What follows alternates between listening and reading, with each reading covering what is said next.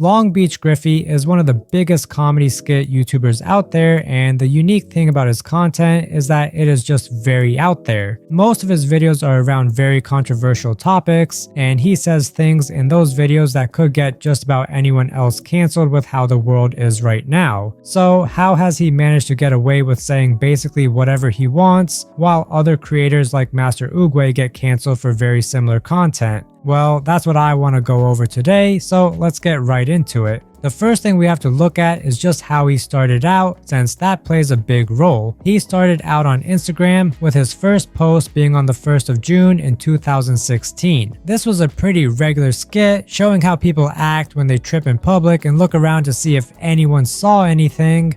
I mean, this is pretty relatable, and it was also pretty well made, which caused this post to do fairly well for being his first one. After that, he would just post this picture. However, after that, he would post his first real controversial skit, and this is a classic where it's a black person getting pulled over by a white cop. This video showcased a lot of stereotypes and ended up getting almost 150 comments with 31,000 views because there were many mixed reactions due to the nature of this skit, and that is just what would end up defining Griffy. For comparison, the last skit got 17 comments with about half the views. After that police video, LongBeachGriffy took a step back and just posted some more tame skits, though there were definitely some that were hovering around the line of what was okay and what was not, but most of it wasn't nearly as bad as the stuff he had posted recently, and a part of this may have been because Chris Brown reposted his Pokemon video, which was the one he posted after the police one. So that could have been why he tried to create more tame and funny videos in hopes of appealing to more people, but another reason could also be that Instagram may have just been more restrictive. But now let's jump over to June of 2017, where he created his YouTube channel. The first video on the channel was relatively tame, however it showed one key storytelling aspect that Griffy uses, and that is elevation. His videos seem to get crazier and crazier the more you watch, and that is exactly what happened in the second video, which definitely would have been enough to get certain people cancelled today. This was a roast session video, and while it started off tame, it would escalate quickly. Griffy essentially talked about every single controversial topic that you're not supposed to joke about or make fun of, and I'll just play the clip so you know what I mean. Smell like alcohol and smell like abandoned child. Oh, my daddy don't love me, so he left me, face ass.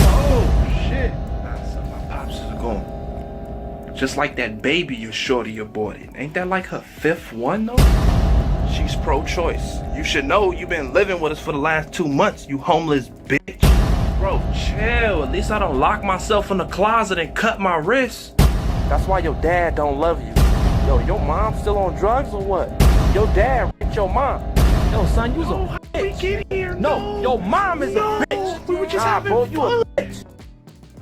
Back then, this may have been alright, though it was definitely pushing it. Nowadays, most people just wouldn't be able to make a video like this without getting cancelled. However, for Griffy, he was able to just start building a fan base that actually liked the type of humor because he basically started out with these videos and didn't have any sort of previous audience on YouTube that he would have offended. He really only had new people watching him, and he definitely got backlash for this. However, he was able to get away with it because he still had a lot of people that liked his content, and he was getting backlash from outside of his community, which is a very important factor to consider. The reason most people get cancelled is because they receive hate from most people inside their own community, since that is the only way someone can actually truly get cancelled. If everyone but your community hates you, then you'll really be fine since it's your community you care about and other people are kind of irrelevant, and with Griffy having a big community, that would be enough for him to get hundreds of thousands and just millions of views.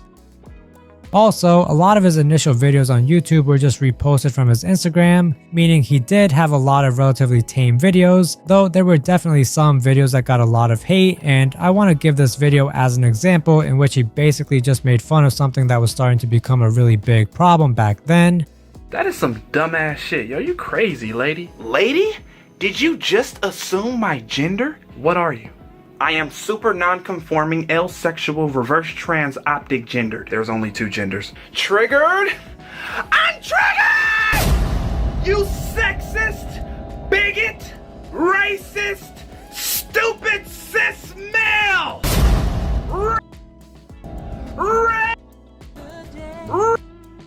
I'm not even. You're a man! Everything a man does is. This would obviously lead to a lot of people being triggered down in the comments, but what I think is just genius was the video he posted after that, which was him reading those comments. This video literally got almost 3 times the views as the actual skit, and this just showed how Griffy was aware of his content and that he was doing this on purpose. But more importantly, that he didn't actually care about hurting people's feelings because he knew those people just weren't part of his community and he didn't want to appeal to them. His videos were mainly just jokes on a ton of different topics, and if someone couldn't take those jokes, then it didn't really matter what they thought. LongBeachGriffy just knew that for all the people in the comments complaining, there were many other people that actually enjoyed his videos, and it was only the vocal minority that spoke out. This would also be one of the few times he directly addressed the hate, since his normal strategy was to just ignore it and continue making videos, and this was a great strategy. He would also normally only post short skits, however, he would post longer videos from time to time, and a majority of these were to connect with his audience, where he would talk about some stuff going on, answer questions, and just show the real side of him that you don't see in the skits. Many of these videos would also be him thanking his community for reaching certain subscriber milestones. This was just helping him get a stronger audience, and it is a similar strategy to what RDC World does, as they interact with their community very often, and that is what has led them to become arguably the biggest skit comedy type channel on YouTube. But anyways, let's get back to Griffy. He would just continue posting these controversial videos, and he really just would make skits on pretty much any single topic, and this is another factor that has made him uncancelable. Instead of only making skits around 1 or 2 groups of people, Griffy just makes jokes about pretty much everyone, and that makes it hard to say that he is attacking any specific group or that he is biased towards anything. He just uses all the stereotypes out there to create his videos, which means you can't really say he has anything against any specific group, since he attacks all of them and also attacks himself, mainly with the gap in his teeth. He references this a lot in his videos, and it just shows how he can make fun of himself, and that kind of gives him the clearance to make fun of others.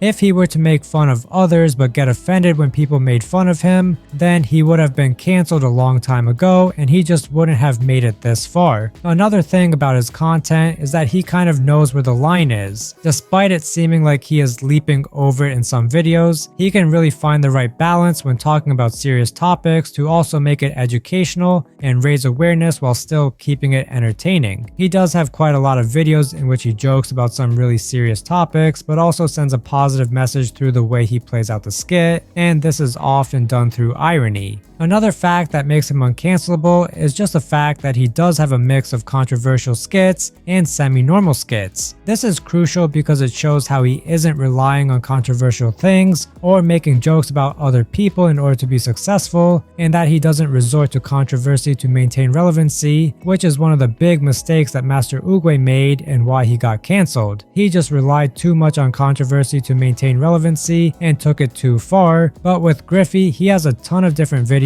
and they all do pretty well, which shows how he is versatile and can make whatever he wants.